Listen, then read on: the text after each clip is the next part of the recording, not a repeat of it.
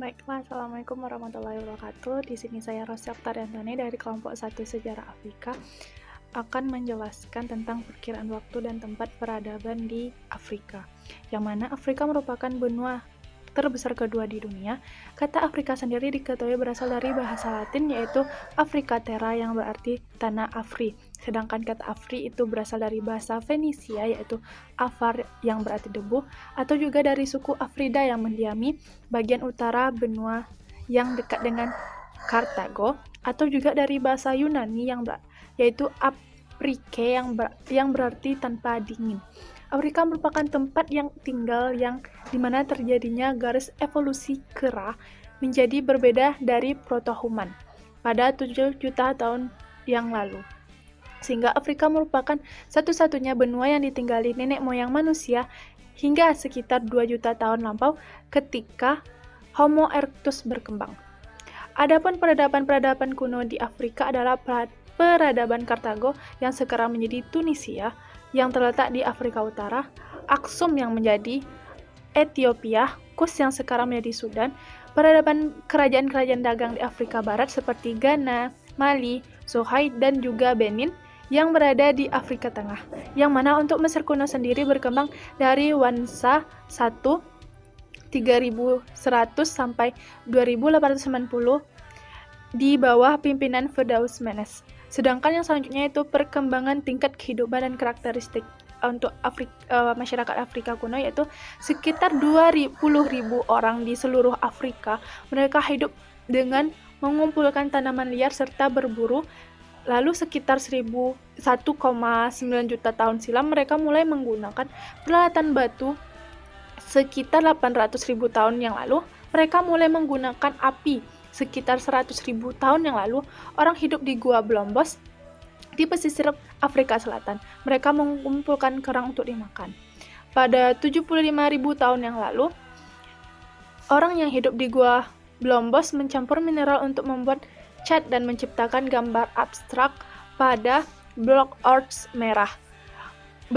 Bukti genetik menunjukkan bahwa hingga masa ini, setelah 100.000 tahun yang lalu, Afrika menjadi satu-satunya tempat di bumi yang dihuni oleh manusia. Dan untuk penyebaran penduduk, bahasa dan suku dan agama, yaitu pada 100 tahun silam, Afrika menjadi satu-satunya tempat peradaban manusia yang selanjutnya menyebar di sepanjang pantai, pergi ke Jazirah Arab, India, hingga Australia. Sebagian besar orang yang masih hidup di Afrika, tapi pada akhir zaman es, orang mulai berpindah ke Asia Barat mengikuti kawanan hewan. Lalu untuk bahasanya, yaitu masyarakat menggunakan bahasa Afro-Asia, bahasa Nilo-Sahara, bahasa Ningor-Kongo, bahasa Bantu, bahasa Kaiso, bahasa Indo-Eropa, dan bahasa Austronesia. Lalu untuk masyarakat agama yang dianut oleh masyarakat zaman Afrika zaman dahulu, yaitu masyarakat Afrika menganut kepercayaan politeisme, terutama setelah adanya peradaban Mesir kuno yang melahirkan para dewa yang harus mereka sembah, terutama kepada raja mereka itu sendiri. Yang selanjutnya itu adanya pusat-pusat peradaban kebudayaan kuno di Afrika, yang mana Mesir kuno ini terletak di utara benua Afrika, yang mana batas-batas daerahnya yaitu di sebelah selatan ada Sudan, sebelah barat ada Libya, sebelah utara ada Laut Tengah, dan untuk sebelah timur itu ada Laut Merah. Selanjutnya itu bidang sosial Mesir kuno, yang mana dengan alat perlengkapan yang terbuat dari batu, manusia zaman kuno telah menetap di sepanjang lembah Sungai Nil dan membuka lahan pertanian seperti perkebunan jelai, sokoi, gandum, dan bahan sandang lainnya. Untuk meningkatkan produksi, petani Mesir membuat irigasi dan waduk untuk penyimpanan air, dan hidup mereka itu berkelompok dalam suatu daerah pertanian. Baiklah, saya akan menjelaskan tentang bidang ekonomi. Pada bidang ekonomi terdapat 3 poin. Yang pertama, kuil menjadi tulang punggung utama karena dijadikan sebagai lumbung dan perbendaharaan dengan pendistribusian biji-bijian dan barang-barang lainnya, di mana pada perekonomian pada masa Mesir kuno diatur oleh pusat. Poin yang kedua adalah pada abad kelima sebelum Masehi, uang koin mulai dikenali oleh masyarakat Mesir kuno. Yang ketiga adalah perekonomian kerajaan Mesir kuno sangat tergantung dengan keberadaan lembah sungai Nil. Kemudian pada bidang iptek terdapat 5 poin. Yang pertama, 1. Pembuatan irigasi, yang kedua aksara, yang ketiga astronomi dan penanggalan, yang keempat ilmu hitung, dan yang kelima adalah mumi. Selanjutnya pada sistem kepercayaan. Pada sistem kepercayaan ini, masyarakat Mesir kuno mengembangkan gagasan yang kontradiktif, di mana mereka mempunyai kepercayaan berakar pada lingkungan hidup sekitar lembah Sungai Nil. Mereka memiliki kepercayaan yaitu politeisme atau percaya pada banyak dewa. Dewa yang mereka percaya ada 5. Yang pertama adalah Dewa Osiris atau dewa tertinggi. Yang kedua adalah Dewa Thoth atau dewa pengetahuan. Yang ketiga adalah Dewa Anubis atau dewa kematian. Yang keempat adalah Dewa Apis atau dewa berwujud sapi. Dan yang terakhir adalah Dewa Amon-Ra atau dewa bulan matahari. Selanjutnya pada kebudayaan, di mana pada bidang kebudayaan masyarakat Mesir kuno membuat 3 bangunan. Yang pertama adalah piramida, yang kedua adalah obelisk, dan yang terakhir adalah sphinx. Dan bidang yang terakhir adalah bidang politik. Menurut temuan arkeologis, kerajaan Mesir kuno sudah ada sejak 4000 sebelum Masehi, di mana Raja Mesir memerintah Mesir kuno secara absolut. Sistem pemerintahan Mesir kuno terbagi menjadi 3 masa, yaitu masa zaman kerajaan Mesir tua, yaitu pada tahun 2660 sampai 2180 sebelum Masehi. Yang kedua, zaman kerajaan Mesir tengah, yaitu pada tahun 1640 sampai 1570 sebelum Masehi. Dan yang terakhir adalah zaman kerajaan Mesir baru, yaitu pada tahun 1570 sampai 1075 sebelum Masehi.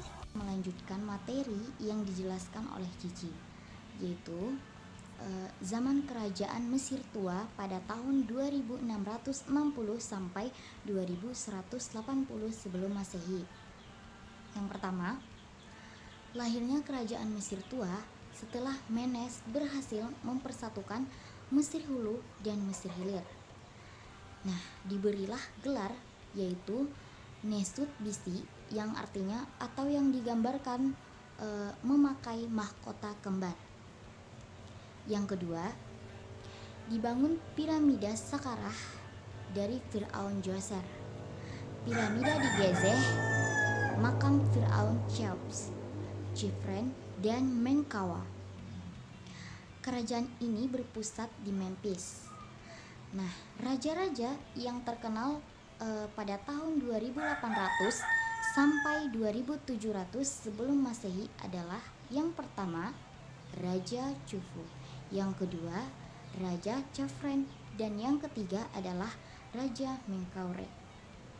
Yang ketiga, runtuhnya Mesir tua itu disebabkan karena pada masa pemerintahan Fir'aun Pepi I pada tahun 2500 sebelum Masehi, kerajaan Mesir memperluas daerahnya sampai ke Nubia Selatan dan Abisinia. Nah, setelah masa pemerintahan Fir'aun Pepi II, kerajaan Mesir semakin lemah dan musuh-musuh di luar mempunyai kesempatan untuk memecah belahkan kerajaan Mesir menjadi kecil-kecil. Selanjutnya itu ada kerajaan Mesir Tengah pada tahun 1640 sampai 1570 sebelum Masehi. Yang pertama itu ada kerajaan Sesostris III pada tahun 1880 sebelum Masehi, di mana mereka berasal dari kerajaan TB, berhasil memulihkan persatuan dan pembangunan kembali Mesir yang terpecah belah akibat adanya persaingan dan pertentangan antara kaum bangsawan feodal. Ia berhasil memperluas wilayah Mesir sampai ke Nubia. Yang kedua, runtuhnya kerajaan Mesir Tengah itu karena terjadi setelah Firaun Amenemhet III meninggal. Selanjutnya itu ada kerajaan Mesir Baru pada tahun 1570 sampai 1075 sebelum Masehi. Yang pertama, di bawah pimpinan Firaun Ahmosis I dari kerajaan TB, bangsa Hyksos berhasil diusir dan ibu kota Awaris dapat direbut kembali.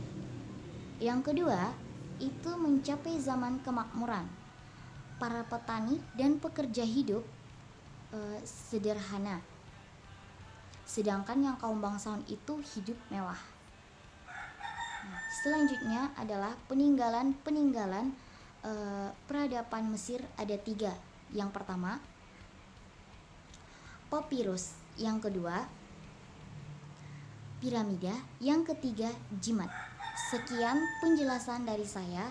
Wassalamualaikum warahmatullahi wabarakatuh.